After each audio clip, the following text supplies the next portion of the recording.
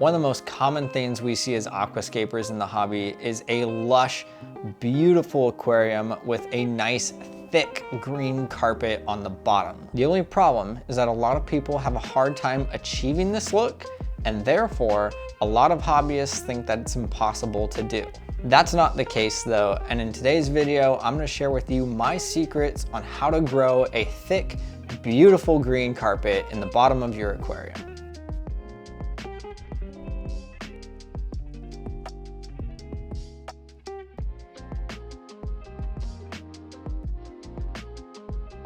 But first, if you're new to the channel, welcome.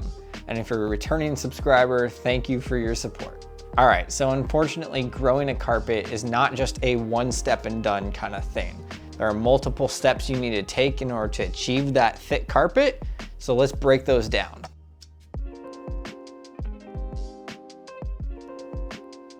All right, so step one, you need to have a quality substrate that is packed with nutrients. If you don't have a nutrient-dense substrate, your carpet is not going to do well, plain and simple. Now, before I go any deeper though, I should clarify this. If you already have a tank that's filled with water and running, and you want to add a carpet into that, it's going to be significantly harder than if you were setting up a tank from the beginning. If you already have water in your aquarium, the simple answer to achieving a good carpet is just CO2 and highlight. If you're starting an aquarium though, there are other steps you need to take.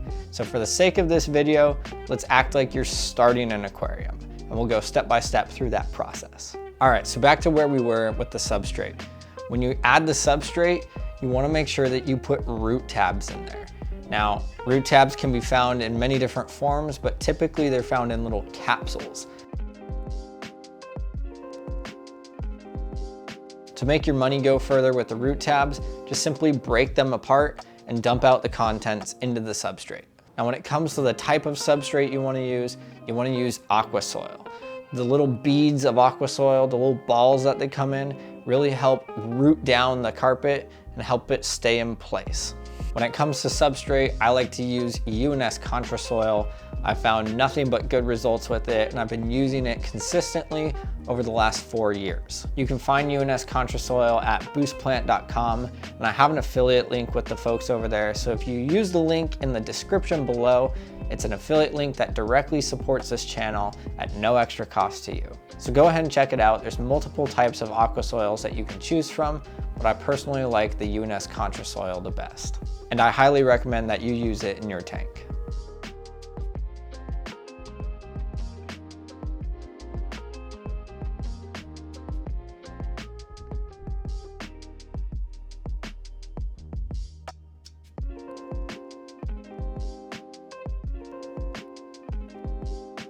All right, so once you have the substrate and the root tabs in, it's time to start thinking about the type of plant you want to be your carpet.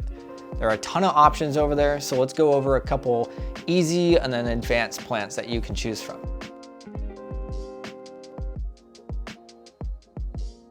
The first plant I recommend for a carpet is Monte Carlo. Monte Carlo is a super cool lateral spreading carpet plant that, if kept under good light and trimmed low to the ground, you'll have a carpet in no time.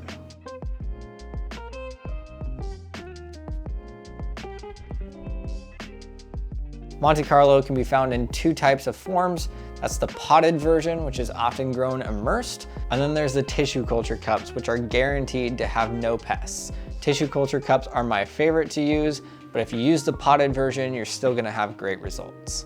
The second plant I recommend is HC Cuba. And HC Cuba is basically the more difficult and smaller version of Monte Carlo. They look exactly the same, you can plant them the same, they're commonly mistaken with each other.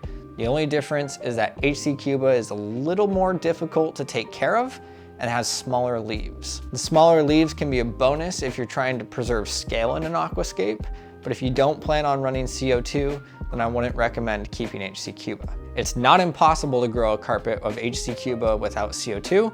I've done it before, but the keys to that is you need really high light and you need to keep it trimmed low to the ground all the time.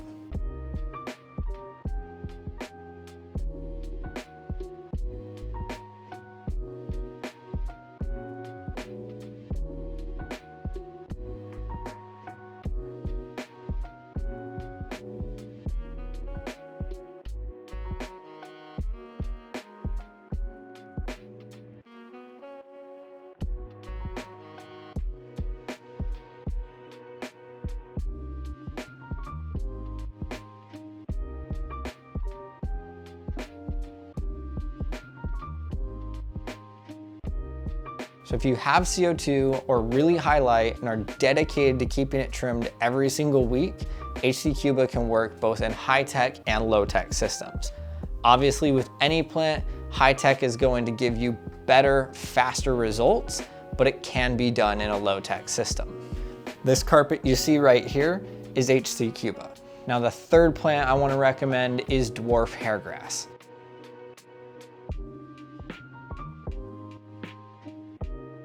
Now hear me out on this. A lot of people have not grown successful carpets with dwarf hairgrass, but I currently have 2 tanks in my gallery that have dwarf hairgrass carpets, so I'm just gonna share with you how I've done it. For the sake of not getting my tongue twisted, for dwarf hairgrass, I'm just gonna call it DHG for the rest of this video. DHG, when planted properly, is one of the most beautiful carpeting plants I think I've ever seen in this hobby.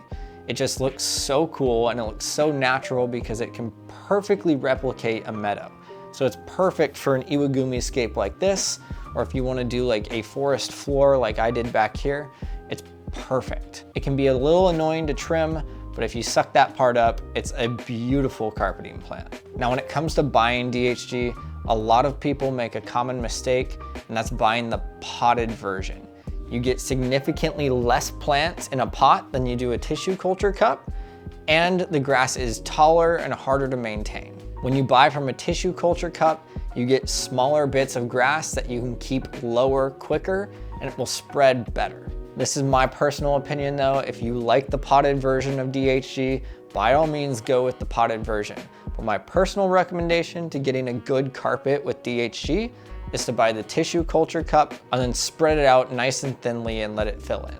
So we've covered 3 out of my 4 favorite carpeting plants, and that's the Monte Carlo, the HC Cuba, and the dwarf hairgrass. All these are relatively easy plants to carpet, but now it's time to get on to the hard one. Number 4 is a plant that a lot of experienced aquascapers have had a lot of trouble and a lot of nightmares about, and that's Utricularia graminefolia, commonly known in the hobby as UG.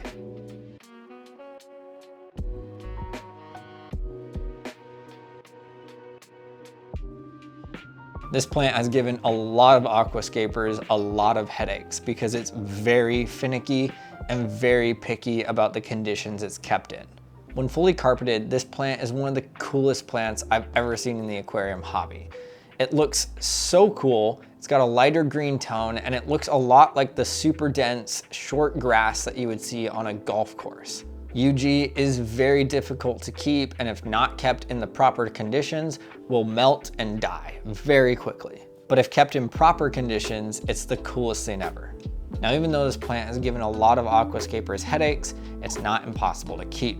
Just do your due diligence, really take care of it and monitor it closely. And if you have CO2, please inject it into your aquarium because it's going to need it.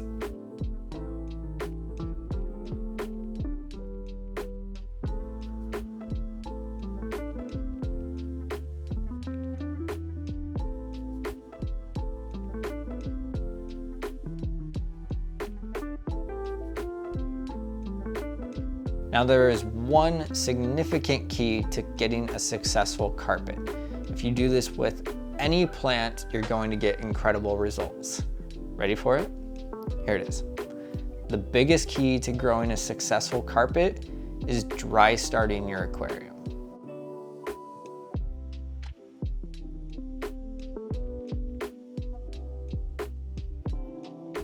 Over the last 4 years in my aquascaping journey, I've had a carpet in almost every tank I built.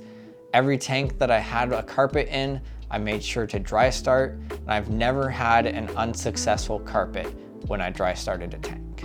The reason dry starting your aquarium is so key and so crucial to a successful carpet is during that time that you dry start your aquarium, it allows the plants to root into the substrate.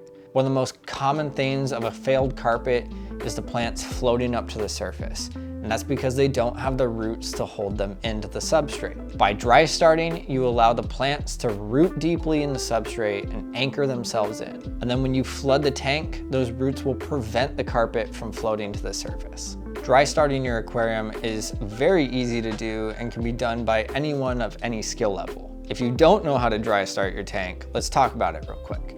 Basically, all you do is you build your tank, just like you would normally. But instead of planting all of your plants at one time, you only plant the carpet. Now it's important to note here, when you're dry starting your tank, you don't want to order all your plants at that same time. Dry starts typically take between 2 and 3 weeks to complete. So if you have all your plants during that time, they're most likely going to die. So if you're going to dry start your tank, make sure you only buy the carpeting plants first, and then once the dry start is complete, then buy the rest of your plants. Now when you get your carpeting plants, there's a quick little tip that I learned on how to maximize my plants and get a larger, denser carpet from the very beginning. The simple way of doing that is taking your pot or your tissue culture cup, and rather than planting in large chunks, make as many small chunks of the plant as you possibly can, spread them out over a couple of cookie sheets if you need to, and plant as many small chunks as you can in that area where your carpet's gonna grow. By breaking the plants into smaller chunks, you're gonna be able to cover a larger surface area and have more individual plants to grow and connect to each other and fill that carpet out. So if you wanna maximize your plants for the amount of money you're spending, simply break the plants into as small of chunks as possible and just plant as many of them as you possibly can in the area your carpet's gonna be at.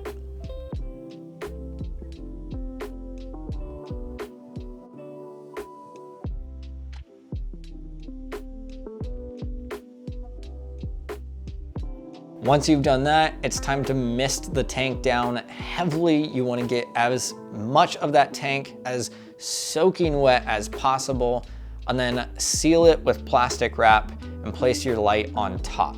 Because this is a dry start and there's no water in the tank, you don't have to worry about algae. So simply crank that light to its highest intensity and run it for 8 to 10 hours a day during the dry start. You can mist the whole tank by taking the plastic wrap off and spraying it all over once or twice a day just to keep things humid, but otherwise just let it be and wait for the roots to grow. So there you have it. The secret's out on how to grow a carpet in your aquarium successfully. I've been using these methods, especially the dry start method, for the last 4 years and it's never failed me.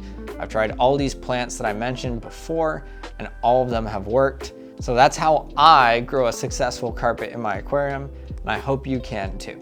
If you know of other methods on how to successfully grow a carpet, by all means, I'd love to hear them and drop them down below in the comments. I hope you enjoyed watching this video. If you're not subscribed already, please go ahead and do so.